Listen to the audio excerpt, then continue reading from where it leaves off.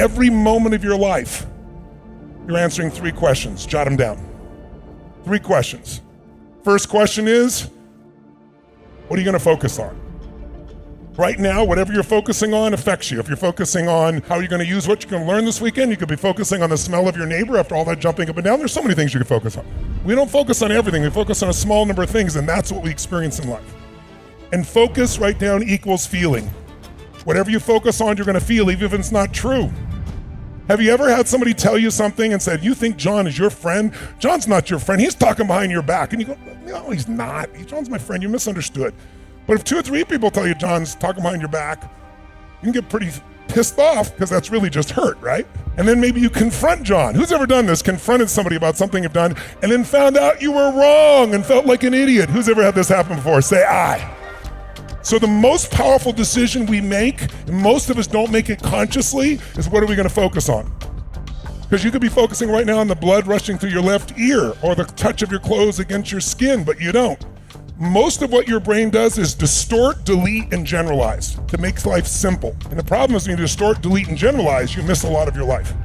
So we wanna kind of see if we can't get out of that. And what we gotta do is figure out what the focus is. Let me give you 3 patterns of focus. You tell me which of these are you. And there's no right or wrong, and don't get personal about it, because if you don't like your answer, we can fix it.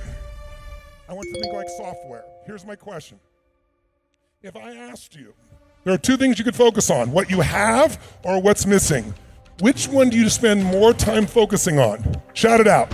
You can hear in the room, you were not taking a poll, one is dominant. Raise your hand if you focus more on what's missing. Raise your hand nice and high.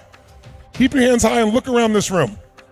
It's about 95% of the room. Now I have a simple question for you. It's a really important question. It's a simple one, but an important one. Just think software, don't think personality. If your brain is constantly focusing on what's missing, how can you ever sustain happiness no matter how successful you become? It is impossible. Raise your hand if you see this. And it's dominant in this room because most of you, how many consider yourself to be an achiever? That's part of who you are as an identity.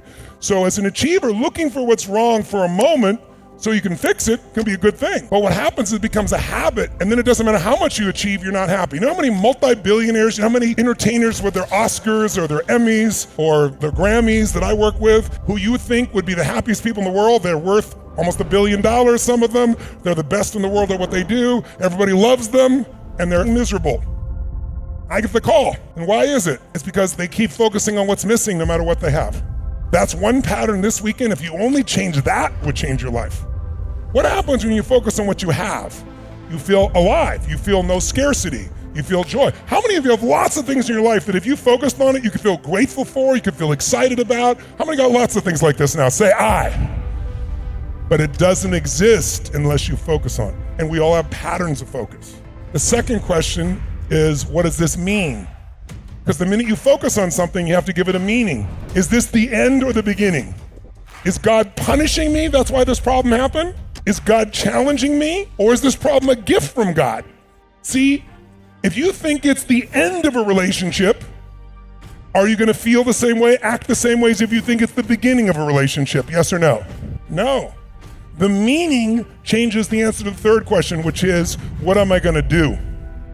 Because meaning equals emotion. Whatever you give a meaning, you're gonna have a feeling. If you think God is punishing you, you're gonna have a very different feeling from that meaning than you think God is challenging you or this problem is a gift from God. How many follow here? Say I. People oftentimes have trouble in their relationship. You know why? In the beginning of a relationship, what's your focus? Are you trying to get them to give you things? Is that the primary focus? When you really love somebody, what will you do for them? Shout it out. What will you do? What will you do? What will you do? If someone says to you, would you take out the trash? Go, take out the trash. What else can I do for you? In the beginning. But after 7 days, 7 weeks, 7 months, 7 years, or 70 years, somewhere between 7 days and 70 years, they go, could you take out the trash? You go, what do I look like? You're a janitor. You go, I don't know what it is. We used to have so much passion. What happened? If you do what you did in the beginning of the relationship, at the end of the relationship, there won't be in it. Because in the beginning, it wasn't a trade. You weren't measuring your meaning. You were focused on how to give. How many can relate to this here? Say I.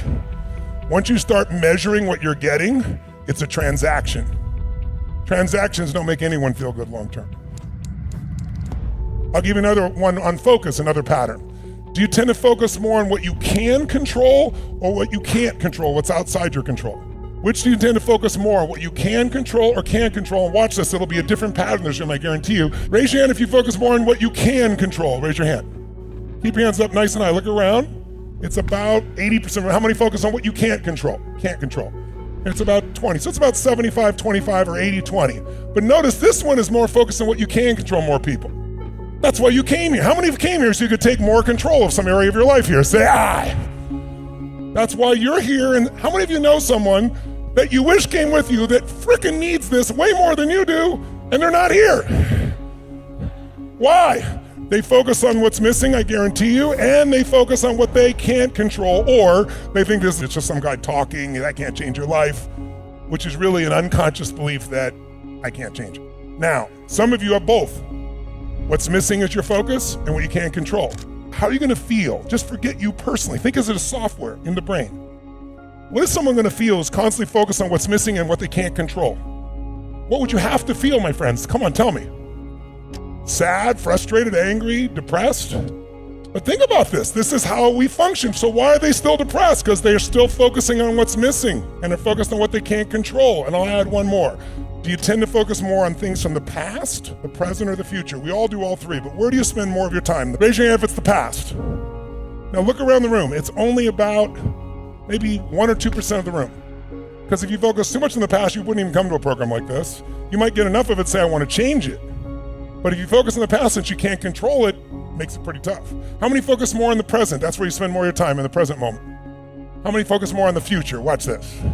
Look at this future-based room here. Because that's what achievers do, right? We're focused on how to create a better future. Many of you came for that. So what's the goal? Well, certainly you want to use all three, but if you're going to spend your predominant time and you want enjoyment, it's the present. If you want to create a great life, it's the future. So it's a balance between the present and future. These three patterns alone can change your whole life. What if you came here and you're always focused on what's missing, and we retrain your brain to find all the unbelievable magic and magnificence in your life, and you keep seeing it, feeling it daily? Will they give you more energy or less energy? Hell of a lot more energy, and that's what's going to change it all. So our focus is the first question. Second question is what's going to mean. Is this the end or the beginning? Will that change how you feel? And based on how you feel, will you answer what to do differently? You bet. These three questions are happening every moment of your life.